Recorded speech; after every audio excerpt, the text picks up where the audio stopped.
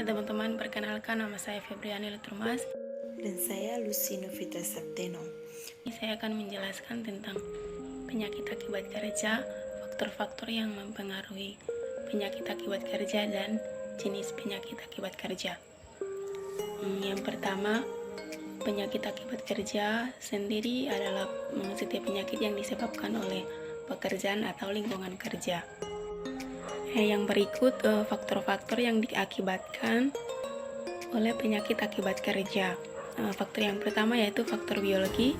Faktor biologi ini seseorang bisa terkena penyakit melalui parasit, virus, jamur, bakteri, dan lain-lain sebagainya. Yang kedua, faktor fisik.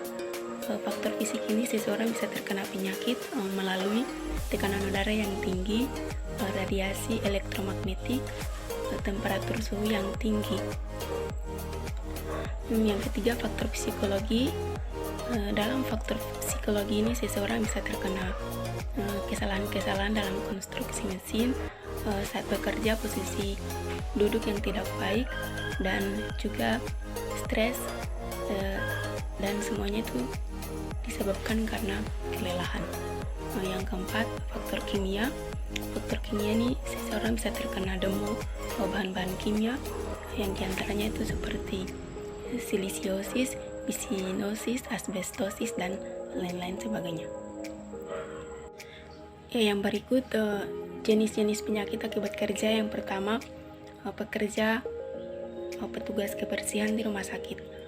Petugas kebersihan di rumah sakit ini dia mempunyai risiko terkena penyakit itu saat bekerja, antara lain dia terpapar dengan debu, kuman, bakteri, dan virus.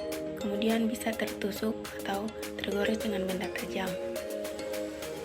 Dan sakit pinggang atau punggung, terpapar obat kemoterapi, jarum, dan bisa juga terpapar dengan bahan kimia dalam bentuk pupuk.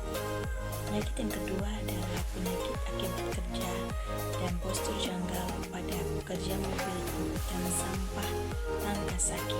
Penyakit akibat kerja yang dialami oleh pengangkut sampah ini yaitu penyakit asma, penyakit bronkitis akut, penyakit pada sistem pencernaan, penyakit kulit, panu, kurak, flu, demam, dan juga penyakit alergi. Di lain sisi, ada penyakit postur janggal yang dialami oleh para pekerja pengangkut sampah dengan posisi melempar, posisi menarik, posisi menggapai, dan posisi mengangkat, dan juga posisi membungkuk.